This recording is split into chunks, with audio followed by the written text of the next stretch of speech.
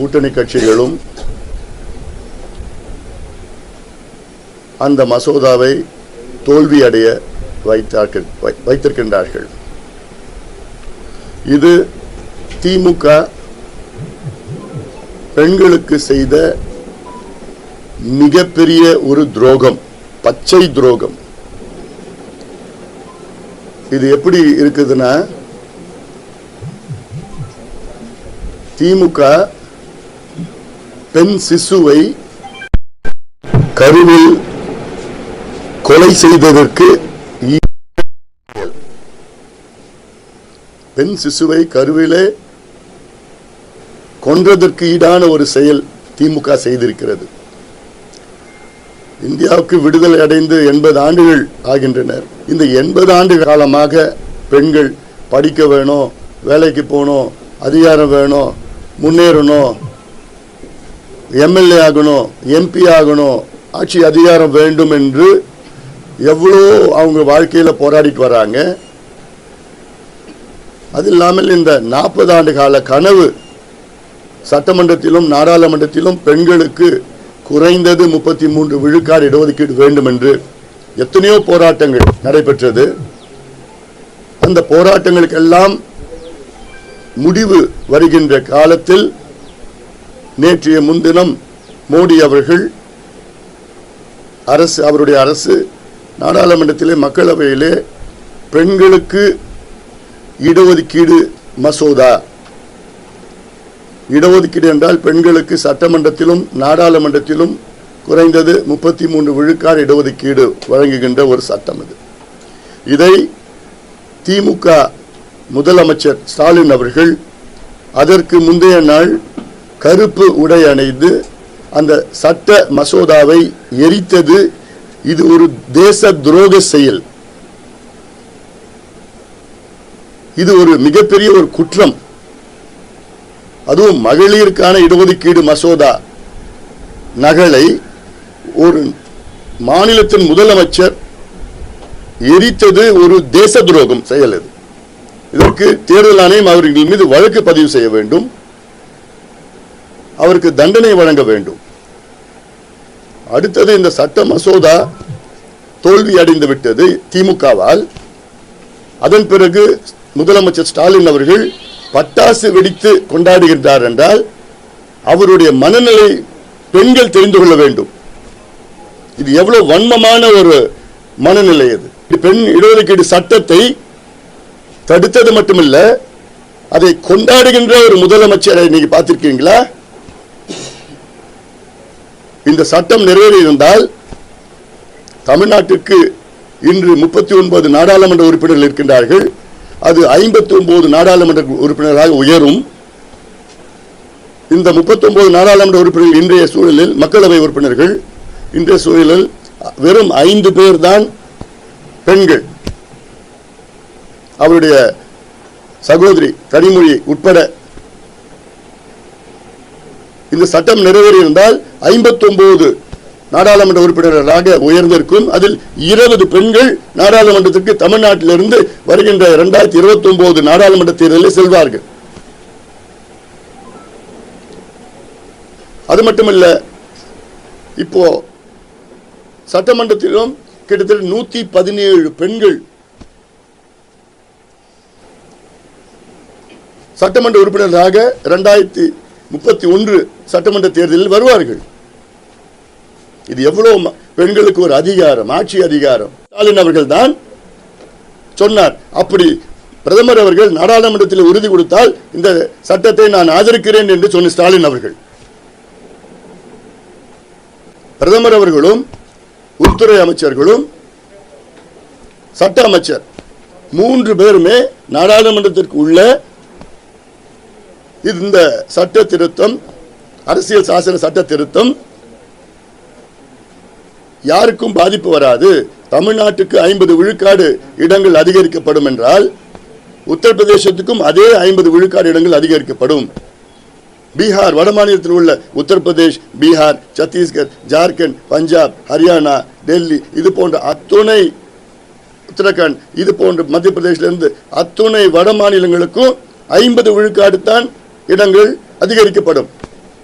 தமிழ்நாட்டுக்கும் 50, வட மாநிலத்துக்கும் 50, தென் மாநிலங்களுக்கும் 50.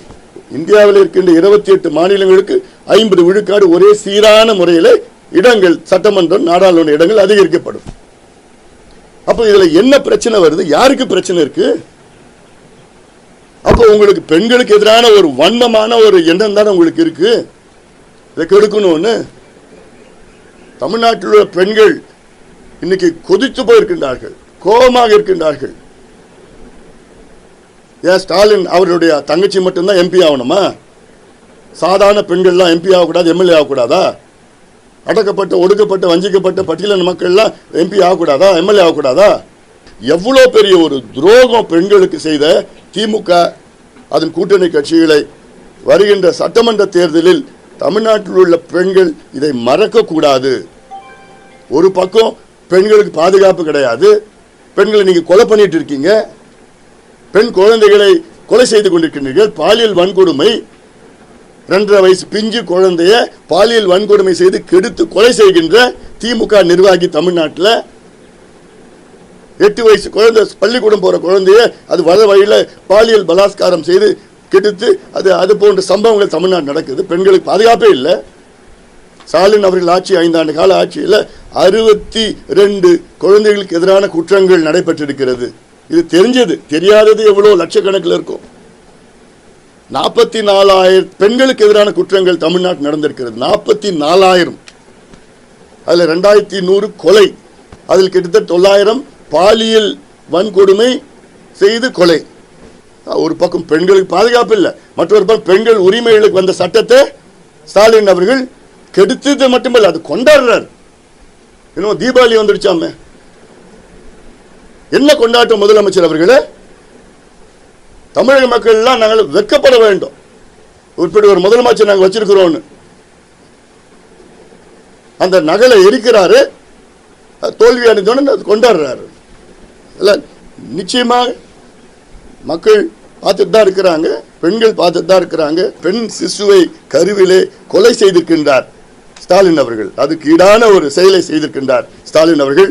அவர்களை யாருமே மன்னிக்க கூடாது. பெண்கள் மட்டும் இல்ல, ஆண்களும் மன்னிக்க கூடாது. இந்த சட்டம் வரணும். எவ்வளவு போராட்டம், 40 ஆண்டு கால போராட்டம். அவங்க என்னென்ன சொன்னாங்களோ அத்தனை கருத்தும் மத்திய அரசு ஏற்றுக்கொண்டிருக்கிறது. உடனே இதுல ஒண்ணு, அப்படி ஒண்ணு, இப்படி போனா இப்படி ஆகும், அப்படி போனா அன்னைக்கு யார் இருக்க போறா, யார் ஆட்சியில் இருப்பா, யாருக்கு தெரிய போகுது? 10 ஆண்டுகளுக்கு பிறகு இப்படி ஆயிடும், 20 ஆண்டுகளுக்கு பிறகு இப்படி ஆயிடும். இதுல ஏதாவது கேள்வியில் இருக்கு. அடுத்தது இன்னொன்னு செய்தி ஒண்ணு இருக்கு, 2 செய்தி இருக்கு.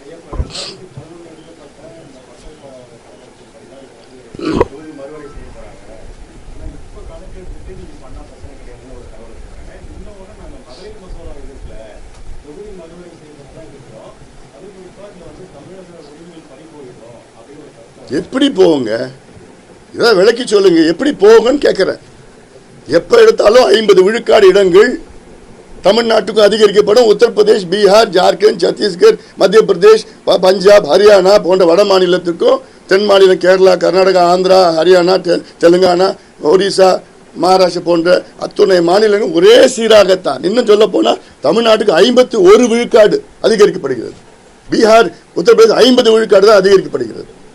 எண்ணிக்கையிலேயே ஒண்ணுமே பிரச்சனை போதில்லை. இது மக்கள் தொகைக்கும் இந்த மறுவரைக்கும் சம்பந்தமே கிடையாது.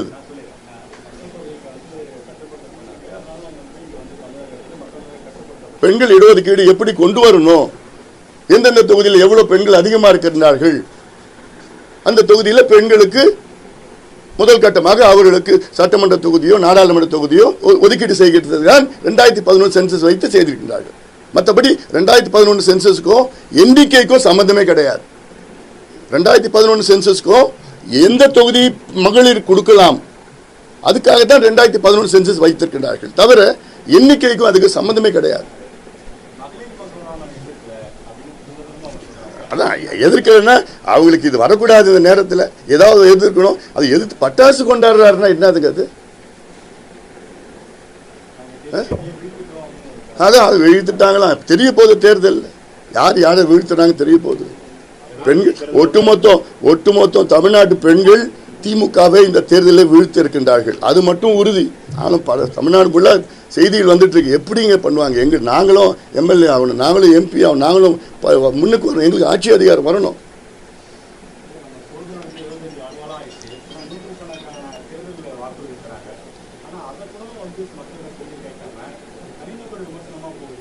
அதான் இப்போ முதலமைச்சர் ஸ்டாலின் அவர்கள் தேர்தல் அந்த பிரச்சார தொடக்கத்தில் 5 ஆண்டு காலம் அவர் செய்த திட்டங்களை வைத்து ஓட்டு கேட்டார், வாக்குகள் கேட்டார். அது எடுப்படல. ஏன்னா மக்களுக்கு அதை பற்றி தெரியல. ஏன்னா அது பொய்யானது. அப்படி எதுவும் திட்டம் நடக்கலை, அதுக்கு நிதி ஒதுக்கீடு நடக்கலை, வெறும் அறிவிப்பு தான் வந்திருக்குது. அதன் பிறகு பார்த்தாரு, பிஜேபி வச்சு ஓட்டு கேட்டார். இதில் பிஜேபி வந்துடும், அப்படி பிஜேபி வந்துடும் அப்படின்னு.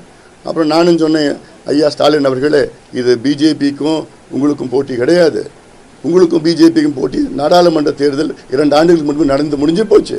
நீங்கள் சட்டமன்ற தேர்தலுக்கு வாங்க, இப்போ எம்எல்ஏ தேர்தல் நடக்குது, இது உங்களுக்கும் எடப்பாடி பழனிசாமி அவர்களுக்கும் தான் போட்டி அப்படின்னு சொன்னோன்னே இப்போ அதையும் இப்போ நிறுத்திட்டார். இப்போ வேறு எது இல்லாமல் இப்போ எடப்பாடி பழனிசாமி அவர்களை பற்றியும் என்னை பற்றியும் தனிநபர் விமர்சனம் பண்ணிட்டு இருக்கார். இப்போ அன்புமணினா அசிங்கம், எடப்பாடி பழனிசாமினா இது அப்படி இப்படின்னு சொல்லி என்னமோ வார்த்தை கொச்சையாக பேசிகிட்டு இருக்கார். அது அவருடைய இயல்பு தான். இது எங்களுக்கெல்லாம் புதுசாக இல்லை. எதுவுமே இல்லைன்னா கடைசியில் இதுக்கு தான் வருவாங்க. அவன் பேசணும்னா நாங்களும் பேசுவோம். நிச்சயமாக கிடையாது. தரக்குறைவான அரசியல், தரக்குறைவான ஒரு முதலமைச்சர் பேசலாமா? முதலமைச்சர், முன்னாள் முதலமைச்சரை பற்றி பேசலாமா? தப்பு இல்லை. நீங்கள் உங்கள் சாதனையை பற்றி பேசுங்க. அதுதான் நீங்கள் கேட்கணும். அந்த கேள்வி அவர்கிட்ட கேட்கணும், முதலமைச்சர்கிட்ட கேளுங்க. எனக்கு இல்லை, எடுப்படல, பயத்தில் இருக்கிறாங்க, தோல்வி பயத்தில் இருக்கிறாங்க, தோக்க போகிறோன்னு தெரிஞ்சு போச்சு. உடனே இதை அப்படியே போட்டுக்கிட்டு வேற பண்ணணும். அவர் மட்டும் இல்லை, அவருடைய மகனும் பேசிகிட்டு இருக்காரு. எங்களுக்கும் பேச தெரியும், ஆனால் அந்த அளவுக்கு நாங்கள் போகிறது கிடையாது. இப்போ என்னன்னா 8000 ரூபாய் கூப்பனை பற்றி பேசிகிட்டு இருக்காரு. ஏன் நீங்கள் 5 ஆண்டு காலம் ஆட்சி பண்ணீங்களே, அது மேலே உங்களுக்கு நம்பிக்கை இல்லையா? உங்களோட தேர்தல் அறிக்கை மீது நம்பிக்கை இல்லையா? உங்களோட திராவிட மாடல் மீது நம்பிக்கை இல்லையா? 8000 கூப்பனை வச்சு தான் நீங்கள் நம்புறீங்களா அந்த தேர்தலில்? மக்கள் இதெல்லாம் பார்த்துக்கிட்டு மக்கள் முடிவு பண்ணிட்டாங்க. உறுதியாக அதிமுக ஆட்சிக்கு வருது, எங்கள் கூட்டணி ஆட்சிக்கு வருது, அதிமுக ஆட்சி நடக்குது, அது உறுதியாயிடுச்சு. நான் இப்போ 3 மாதத்திற்கு முன்பு ஒரு நிலை வேற மாதிரி இருந்தது. அந்த மீடியாலாம் சொல்லி கிள்ளி திமுக அப்படி இப்படின்னு ஒளிர்கிறது, மிளிர்கிறது, குளிர்கிறதுன்னு சொல்லிட்டு எல்லாம் என்னமோ வார்த்தையெல்லாம் போட்டுட்டு இருந்தாங்க. அது குறைஞ்சு இந்த தேர்தல் போன மாதத்துலேருந்து அப்படியே டவுன் ஆகிடுச்சு. நாங்கள் அப்படியே வேகமாக ஓடிட்டுருக்கோம், பின்னாடி துரத்திட்டு வராங்க. அவ்வளோதான், துரத்திட்டுலாம் இல்லை, மெதுவாக தோல்வியை ஒத்துக்கிட்டாங்க திமுக. நாங்கள் வேகமாக போயிட்டுருக்குறோம். மிகப்பெரிய வெற்றி எங்களுக்கு காத்துட்டு இருக்குது. அது மக்கள் எல்லாம் முடிவு செஞ்சுட்டாங்க. இன்னொன்று, 2வது செய்தி, இப்போது விஜய் அவர்கள் அரசியலுக்கு வந்திருக்கிறாரு. ஒரு குறுகிய காலம்தான். இந்த தேர்தலில் விஜய் உடைய ஆதரவாளர்களுக்கு ஒரு அன்பான ஒரு வேண்டுகோள் நான் வைக்கின்றேன். விஜயுடைய ஆதரவு, அதாவது விஜய் அவர்கள் அவர் கட்சியை தொடங்கின காரணமே திமுகவை எதிர்க்க வேண்டும், திமுக ஆட்சியை அகற்ற வேண்டும் என்று. விஜயகாந்த் அவர்களும் கட்சி தொடங்கின காரணம் திமுகவை அகற்ற வேண்டும், திமுக ஆட்சி அகற்ற வேண்டும் என்று. இப்போ பிரேமலதா அவர்கள் அவங்க கூட இப்போ எதிரி கூட போய் சேர்ந்துட்டாங்க. சேர்ந்துட்டு எங்களுக்கு தான் வேலை செய்கிறாங்க, அதிமுக கூட தான் வேலை செய்கிறாங்க. அங்கே இருந்தோம், அந்த கூட்டணியில் இருந்தோம். ஏன்னா அவங்க ஒருத்தரே போதும். தமிழ்நாட்டில் எங்கே பார்த்தாலும் கஞ்சா விற்கிறாங்க, எங்கே பார்த்தாலும் மது விற்கிறாங்க, எங்கே பார்த்தாலும் கள்ளசாராயம் விற்கிறாங்க, எங்கே பார்த்தாலும் பெண்களை பாலியல் வன்கொடுமை செய்கிறாங்க, எங்கே பார்த்தாலும் குழந்தைகளை கெடுத்து கொலை செய்கிறாங்கன்னு அவங்களே முதலமைச்சர் வச்சுக்கிட்டே பேசிகிட்டு இருக்கிறாங்க. அதுவும் கடைசியில் இவ்வளோதான் நடக்குது தமிழ்நாட்டில், இதெல்லாம் ஒரு குற்றமே இல்லைன்னு அதுவும் சொல்கிறாங்க. திருப்பரங்குன்றத்தில் நிச்சயமாக நாங்கள் தீபத்தை ஏற்றுவோன்னு சொல்கிறாங்க. அதனால் உறுதியாக எங்கள் வெற்றிக்கு அவங்க பாடுபட்டுறாங்க. அது வேற. விஜய் அவர்களோட நோக்கமே திமுகவை அகற்ற வேண்டும். எங்கள் நோக்கமும் திமுகவை அகற்ற வேண்டும். விஜய் அவர்கள் இந்த தேர்தலில் ஓரளவுக்கு வாக்குகள் பெறுவார், வெற்றி பெற முடியாது, வாக்குகள் பெறுவார். அதனால தான் நான் கேட்கிறேன், விஜய் உடைய ஆதரவாளருக்கு உங்களுடைய வாக்குகளை வீணாக்காதீர்கள், எங்களுக்கு வாக்களியுங்கள். அப்படி எங்களுக்கு வாக்களித்து உறுதியாக திமுக தோல்வி அடையும். உங்களுடைய நோக்கம் திமுக தோக்கணும், உங்களால் வெற்றி பெற முடியாது. வாக்குகள் பெறுவீர்கள், ஆனால் வெற்றி பெற முடியாது. அப்போ உங்கள் வாக்குகளை நீங்கள் வீணாக்காமல் அதிமுக தலைமையிலான கூட்டணிக்கு நீங்கள் வாக்களித்தால் உங்களுடைய நோக்கம் என்ன? திமுக அகற்றப்பட வேண்டும். அது நடக்கும். இது எனக்கு நடந்தது. 2016 மாற்றம் முன்னேற்றம் அன்புமணி கேம்பெயினிங்ல எவ்வளவு ஆதரவு எனக்கு இருந்தது. அன்றைய சூழலில் ஒரு பக்கம் ஜெயலலிதா மேயர், ஒரு பக்கம் கலைஞர். நானும் போட்டியிட்டேன். அன்புமணி நல்லா பேசுறாருப்பா, நல்லவன், அவ்வளோ திட்டங்கள் கொண்டு வந்துடுறாரு. ஒரு வருஷம் முழுக்க நான் மக்கள் பற்றி பண்ணேன். கடைசியில் என்ன நினச்சாங்க, அன்புமணியா அது வெற்றி பெற முடியறது கஷ்டம், ஓட்டு வாங்குவார், வெற்றி பெறது கஷ்டம், ஏன் என்னை ஓட்டு வீணாக்கணும்னு சொல்லிட்டு அதிமுக ஓட்டு போட்டாங்க. அப்போ அதே சூழல் தான் இன்னைக்கும் இருக்கு. விஜயோடைய ரசிகர்களை பற்றி ஒன்றும் பண்ண முடியாது. ஏன்னா அவங்க விஜய் அவர்களுக்கு தான் ஓட்டு போட போறாங்க. நான் விஜயுடைய ஆதரவாளர்கள் சொல்றேன், உங்க நோக்கம் நிறைவேறணும்னா திமுக அகற்றப்பட வேண்டும், திமுக ஆட்சி அகற்ற வேண்டும் என்று உங்களுடைய நோக்கம், உங்களுடைய தலைவர் நோக்கம் நிறைவேற்றப்பட வேண்டும் என்றால் உங்கள் வாக்குகளை வீணாக்காதீங்க. உங்கள் வாக்குகளை அதிமுக கூட்டணிக்கு போடுங்கள். அதன் மூலமாக உறுதியாக திமுக ஆட்சி அகற்றப்படும், உங்களுடைய நோக்கம் வெற்றி பெறும்.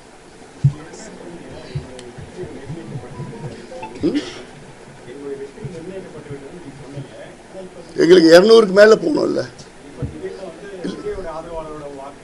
எல்லா வாக்குகளும் வேணுங்க. பெண்கள் வாக்குகள், விஜய் ஆதரவு வைக்கணும். வாஷ் அவுட் ஆகணும் திமுக. திமுக எதிர்கட்சியை கூட வரக்கூடாது. அதான எங்களோட நோக்கம்.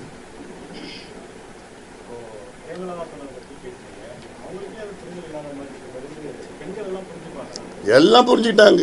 அவங்க மட்டும்தான் புரிஞ்சுக்கல, மற்ற எல்லாமே புரிஞ்சுக்கிட்டாங்க. எல்லாத்தையும் கிராமத்தில் பேச ஆரம்பிச்சிட்டாங்க. என்ன பேசுறாங்க சொல்லி கிராமத்தில் வரைக்கும் பேசிட்டாங்க. முதல்ல என்னன்னா, விஜயகாந்த் அவருடைய ஆத்மா மன்னிக்காது. ஏன்னா அவர் கடுமையாக எதிர்த்தது, கடைசி மூச்சு வரைக்கும் திமுக எதிர்த்து தான் அவர் இறந்தார்.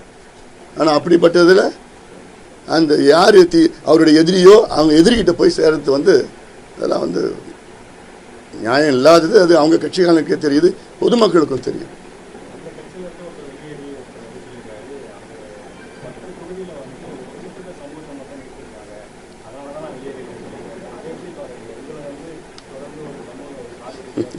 அது உள்ள நான் போக விரும்பலை. அது எல்லாருக்கும் உங்களுக்கும் தெரியும். அது உள்ள நான் அது போக விரும்பலைன்னா அப்புறம் வேற மாதிரி டைவெர்ட் ஆகிடும். இன்னைக்கு இந்த ரெண்டு செய்தி தான் முக்கியமான செய்தி.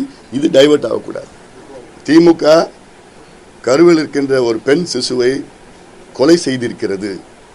இந்த சட்டம் வரவிடாமல் தடுத்து நிறுத்தது அதற்கு சமம். அது ரெண்டாவது, விஜய் அவர்களுடைய ஆதரவாளர்கள் அவருடைய வாக்குகளை வீணாக்காமல் திமுக தோல்வி அடைவதற்காக அதிமுக கூட்டணிக்கு வாக்களியுங்கள்.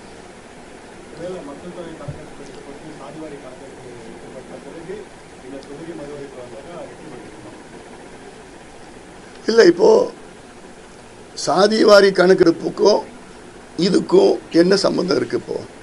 இப்போ இது பெண்களுக்கு இடஒதுக்கீடு, இது ஓபிசி அந்த மாதிரி பிரச்சனைலாம் வரல. இல்லை, பெண்களுக்கு ஆண் பெண் இதில் எல்லா சென்சஸ்லையும் வந்துட்டு இருக்கு. போன சென்சஸ்லையும் இருக்கு.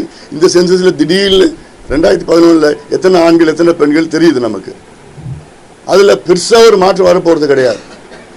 இந்த 15 வருஷத்தில் ஐயோ பெண்கள் 10% கூடிட்டாங்க, இல்லை குறைஞ்சிச்சுன்னா அவெல்லாம் வரப்போகிறது இல்லை. அதனால இது பண்ணிடலாம். ஏன்னா அடுத்த 2029 மக்களவை தேர்தலில் வந்ததுன்னா நல்லது தானே, தமிழ்நாடுக்கு நல்லது தானே. இப்போ ஒரு 5 பெண்கள் தானே இருக்கிறாங்க. 20 பெண்கள் இடஒதுக்கீட்டில் பொது தொகுதியில் போட்டிடலாம். அவங்க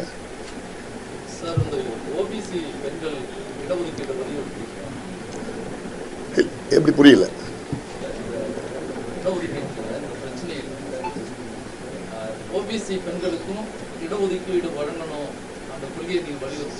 இல்ல, தமிழ்நாட்டுக்கு அந்த பிரச்சனை வரல. இங்க தமிழ்நாட்டுக்கு வரல. பட்டியலினத்துக்கு அதுல அது பட்டியலினத்துக்கு வருது, அதுக்குள்ளே வருது. அதுல பட்டியலினத்துக்கு வருது. அதுல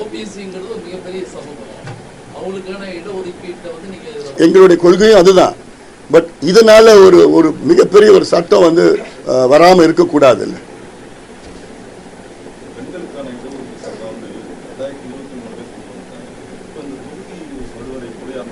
அப்பதானே கொண்டு வர முடியும். அப்போ இது ஏற்றுக்கிட்டாங்கன்னா 2011 சென்சஸ்ன்னு சொல்லிட்டு அதை பண்ணாதானே எத்தனை பெண்கள் எங்கெங்கே இருக்காங்க, எந்தெந்த தொகுதிகள் ஒதுக்கீடு செய்யலாம், மறுவரை செய்யலாம்னு சொல்லிட்டு அப்படி தானே கொண்டு வர முடியும். அதில் அதை பேஸ் பண்ணி தானே பண்ண வர முடியும்.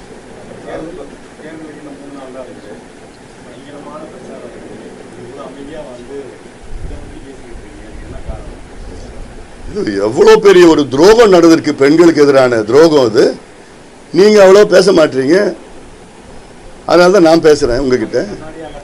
நீங்கள் விவாதமாக பார்த்து போட்டு என்னென்னமோ இவ்வளோ இருக்கு. இதை தினம் விவாதமாக 2 நாளில் எவ்வளோ கொதிச்சு போயிருக்கிறாங்க பெண்கள். இவர் ஒரு மசோதாவை தோற்கடித்த திமுக அதுக்கப்புறம் பட்டாசு வெடித்து கொண்டாடுறாருன்னா என்ன வன்மமான ஒரு எண்ணத்தில் இருக்கிறார். என்ன தோல்வி இது? என்ன முதல் தோல்வி? ஏன் அதுக்கு முன்னாடி என்ன தோல்வி வந்துருச்சு? இல்லை அதுக்கு முன்னாடி என்ன தோல்வி வந்துருச்சா? இல்லை அதுக்கு அதிமுக ஆட்சி, அதிமுக அண்ணா திமுக ஆட்சி.